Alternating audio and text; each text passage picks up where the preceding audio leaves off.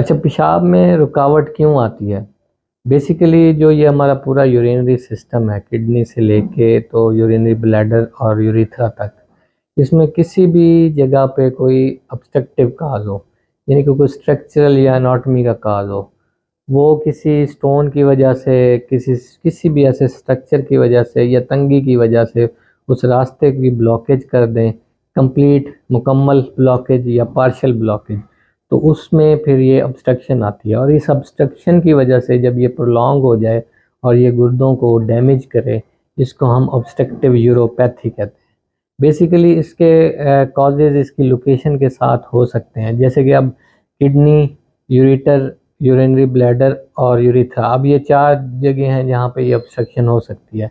तो सबसे पहले जो मोस्ट कॉमन है वो होता है पथरी, स्टोन। अब स्टोन अगर किडनी में है तो वो है एक ही साइड पे है, तो वो एक साइड पे हेडोनेफ्रोसिस यानी कि गुर्दे की जो है ना वो स्वेलिंग करा सकता है कि पेशाब का बैक फ्लो होगा। इसी तरह यूरेटर जो नाली गुर्दे से यूरिनरी ब्लैडर की तरफ यूरिन लेके जाती है, उसमें कहीं रुकावट होगी तो वो भी यूनिलेटरल जो है ना वो स्वेलिंग कराती है या हाइड्रोनेफ्रोसिस करवाती है। इसी तरह यूरिनरी ब्लैडर है, उसमें अगर स्टोन है तो वो लेस लाइकली होता है कि कोई बहुत बड़ा स्टोन हो तो फिर जाके ऑब्स्ट्रक्शन कराता है, वरना यूरिनरी ब्लैडर में जो मसाने में पथरी है वो ऑब्स्ट्रक्शन नहीं कराती। अगर वही पथरी यूरिथ्रा में हो, अब ये दोनों किडनीज का एक ही रास्ता होता है, यूरिथ्रा जो एंड है जिसमें जिससे पेशाब बाहर निकलता है, तो वो दोनों तरफ भी हाइड्रोनेफ्रोसिस करवा सकता है, यानी कि गुर्दे की स्वेलिंग करा सकता है। इसी तरह स्लफिंग होती है कुछ टिश्यूज़ की, यानी कि किडनी में कोई कोई स्ट्रक्चर गुजर के आया, कोई पथरी गुजर के आई है, उसके बाद छोटा सा खून का लोथड़ा आ गया है, या कोई कैंसर है तो उसकी वजह से कोई छोटी सी कोई स्ट्रक्चर आ गई है, वो इन जगहों पे जैसे मैंने आपको पहले बताया है कि इस जगह पे फंसेगा, वो उसी तरह हाइड्रोनेफ्रोसिस कराएगा। इसी तरह कभी ब्लड क्लॉट्स आ जाते हैं, या ये होता है कि यूनिलेटरल वो करने के लिए एक और भी बड़ी कॉमन चीज़ है कि अगर ये जो यूरेटर है और यूरिथ्रा है, ये ऐसी ट्यूब्स हैं, इनमें बार बार डैमेज होता रहे तो ये उसकी फाइब्रोसिस करवा देते हैं और उसके स्ट्रक्चर बन सकते हैं। अगर यूरेटर में स्ट्रक्चर बनेगा तो वो एक साइड पे पेशाब को रोकेगा, यूरिन को, और जो अगर यूरिथ्रा में इस तरह का चीज़ हुई है तो वो दोनों तरफ, क्योंकि एक ही रास्ता है तो दोनों तरफ हाइड्रोनेफ्रोसिस करवाएगा। इसी तरह एक और हमने चीज़ डिस्कस की हुई है, मर्दों में जो गदूद गदूद होती है प्रोस्टेट का, वो भी अगर बहुत ज़्यादा बड़े हो जाएं तो वो भी बाइलेटरल, क्योंकि वो मसाने और यूरिथ्रा के साथ होते हैं, तो वो भी जो है ना वो बाइलेटरल ऑब्स्ट्रक्शन दोनों तरफ की रुकावट करवा सकते हैं। अब गुर्दा डैमेज होने का मैकेनिज़्म क्या होता है? इन तमाम रुकावटों की वजह से क्या होता है कि यूरिन जो है वो बैक फ्लो जाता है पीछे गुर्दे की तरफ, और गुर्दे पे प्रेशर डालता है, गुर्दा फूल जाता है। अब ये है मैक्रो लेवल पे। माइक्रो लेवल पे डैमेज होता है, बेसिकली क्या होता है कि जो नेफ्रॉन होता है और ग्लोमेरुलस पार्ट होता है उसका, नेफ्रॉन में कम प्रेशर होता है और ग्लोमेरुलस पार्ट में ब्लड का प्रेशर होता है, जिसकी वजह से यूरिन बन रहा होता है। अब जब नेफ्रॉन में प्रेशर बढ़ेगा तो ग्लोमेरुलस पार्ट को वो प्रेशराइज करेगा। जहाँ पहले ही ब्लड आ रहा है तो वो उसको जब प्रेशराइज करेगा तो वो प्रॉपरली वहाँ से जो जीएफआर यानी ग्लोमेरुलर फिल्ट्रेशन रेट है उसको कम कर देगा। एक तो ये मसला होगा, और दूसरी तरफ जब इतना प्रेशर आएगा तो जो एफरेंट जो गुर्दे की तरफ आने वाला खून है, एफरेंट जिसको कहते हैं, उसकी भी खून की रुकावट कर देगा, तो जिससे और फर्दर वर्सनिंग होगी और गुर्दे की एक तो परफ्यूजन कम होगी और दूसरा जो है ना वो जीएफआर भी कम हो जाएगा और ये डैमेज बढ़ता चला जाएगा। हाँ, अगर एक साइड पे रुकावट है और दूसरे वाली साइड का गुर्दा ठीक है तो ज़्यादा ब्लड सप्लाई दूसरे गुर्दे पे चली जाएगी। इसमें यह है कि क्रेटिनिन हो सकता है आपका ना बढ़े, यूरिया ना बढ़े, क्योंकि दूसरे गुर्दे ने काम संभाल लिया है, लेकिन इससे ये होगा कि उस साइड वाला गुर्दा डैमेज होने का चांस ज़्यादा है। लेकिन अगर यही ऑब्स्ट्रक्शन दोनों तरफ है, नीचे है या ऊपर है, दोनों तरफ हो गई है, तो उससे फिर दोनों गुर्दों को डैमेज होने का चांस होता है। अब इसमें ये होता है कि सीवियर जो ऑब्स्ट्रक्शन हुई है वो 7 दिन तक जो है ना वो अगर उसको रिमूव कर लिया गया है तो वो तो रिकवरी हो सकती है, लेकिन अगर इससे काम आगे जाता जाता है तो फिर इसकी जो है ना रीमॉडलिंग होना शुरू हो जाती है और फिर गुर्दा डैमेज होना शुरू। जब भी फाइब्रोसिस होगी, स्कैरिंग होगी, तो फिर ये इरिवर्सिबल डैमेज होगा। अब इसमें पेशेंट को कैसे पता चलता है? सबसे पहली जो कॉमन चीज़ है वो है दर्द, पेन होता है।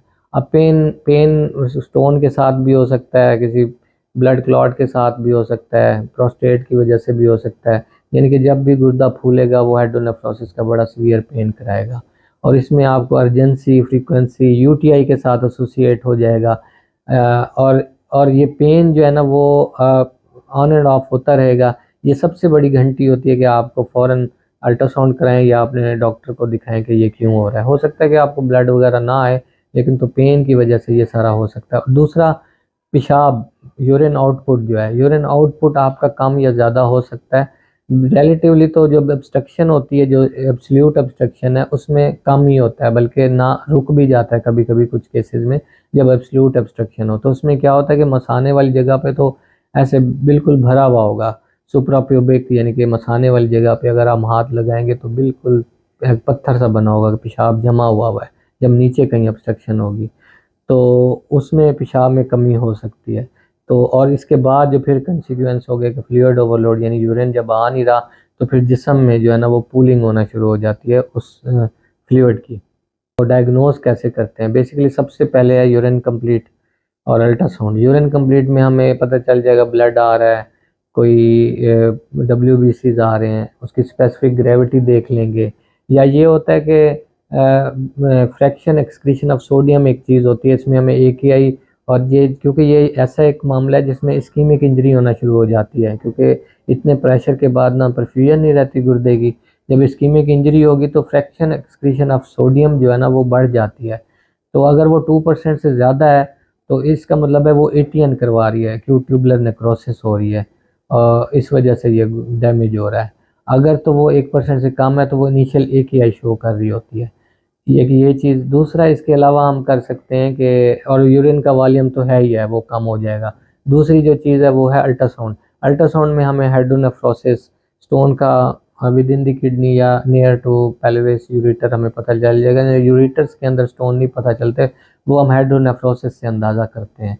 और ब्लैडर के अंदर भी कभी स्टोन पकड़ा जाता है अल्ट्रासाउंड से। तो ये बहुत ज़्यादा कोई इफेक्टिव इन्वेस्टिगेशन नहीं है, लेकिन इससे पता चल जाता है। अब जो इसका गोल्ड स्टैंडर्ड है वो ये है कि गोल्ड स्टैंडर्ड उसको कहते हैं कि जो स्पेसिफिक इसके लिए इन्वेस्टिगेशन है वो है CT स्कैन। और ये CT स्कैन हम बगैर कंट्रास्ट के कराएंगे। यानी कि अगर आप इस कंडीशन में दोबारा कंट्रास्ट देते हैं, कंट्रास्ट ये होता है कि उसमें हमें स्टोन की प्रॉपर विजुअलाइजेशन तो होती है, लेकिन वो किडनीज के लिए डैमेजिंग होता है। अब विदाउट कंट्रास्ट जब हम CT करवाते हैं तो उसमें हमें एग्जैक्ट साइज स्टोन का, या जहाँ पे जो भी जिस वजह से ऑब्स्ट्रक्शन है, किसी कैंसर की वजह से, किडनी में कोई और कोई मेलिग्नेंसी की वजह से, या फिर प्रोस्टेट की वजह से, किसी भी वजह से ऑब्स्ट्रक्शन है तो वो प्रॉपरली विजुअलाइज्ड हो जाती है। अब इसमें मैंने आपको जैसे बताया कि ये पेनफुल तो है ही है, लेकिन इसकी डीकम्प्रेशन यानी मैनेजमेंट में जितना जल्दी हम इसको रिमूव कर लेंगे, 7 दिन होते हैं, पहले 7 दिन में एब्सोल्यूट ऑब्स्ट्रक्शन में अगर रिलीव कर दिया जाए तो बिल्कुल 0% डैमेज होगा, फॉरेन किडनीज जो है ना वर्क करना दोबारा शुरू हो जाती है। इसमें पोस्ट ऑब्स्ट्रक्टिव डायूरेसिस हो सकती है, वो खैर एक अलग टॉपिक है, उस पर कभी डिस्कस करेंगे। लेकिन फ़ौरन जैसे ही कोई उसका रिलीव किया हमने, पथरी है तो निकाल दी, कोई सुप्राप्यूबिक पंक्चर करके ना मसाने के ऊपर सही पेशाब को रिलीव कराया, या फिर PCN डाल दी, या पर यूरिथ्रल जाके हमने जो है ना स्टोन को रिमूव किया, जो हमने पथरी वाली वीडियो बनाई है उसमें मैंने बताया हुआ है। या कोई प्रोस्टेट का इशू है तो टरप करके ट्रांसयूरेथ्रल रिसेक्शन ऑफ प्रोस्टेट को काट लेते हैं, तो उससे फिर ये रिलीव हो जाता है। अब इसकी जो है ना प्रोग्नोसिस इस तरह है कि 7 दिन के बाद अगर आप आगे जाएंगे तो परमानेंट स्कैरिंग और डैमेज शुरू हो जाएगा। और अगर बहुत ज़्यादा एब्सोल्यूट ऑब्स्ट्रक्शन है, यानी कि बिल्कुल पेशाब आना बंद हो गया है, तो उस सूरत में 1.5 महीना या इससे भी कम टाइम में जो है ना वो गुर्दा डैमेज हो जाता है।